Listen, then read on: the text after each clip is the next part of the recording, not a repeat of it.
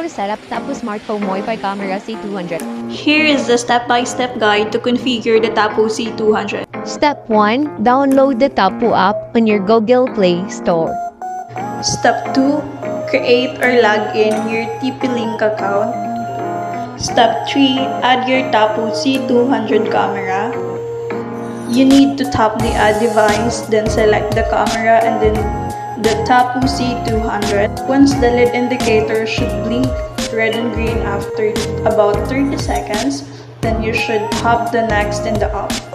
Step 4. We should connect to the camera's Wi-Fi. Connect to the camera's network. Look for the Tapo cam.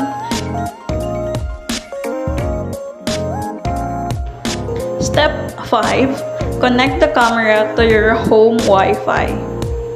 Select your home Wi-Fi network. Enter your Wi-Fi password.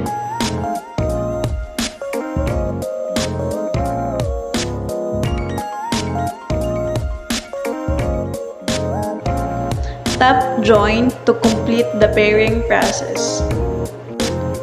We should wait for a while to complete the pairing process.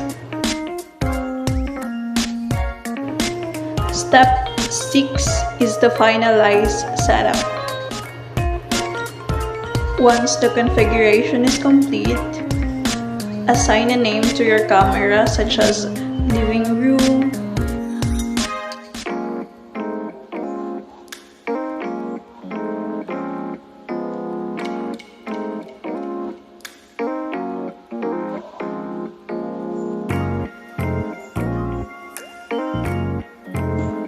If the configuration was complete, we should double check if it's clearly working. The tutorial will appear on a screen and then we should read it and skip afterwards.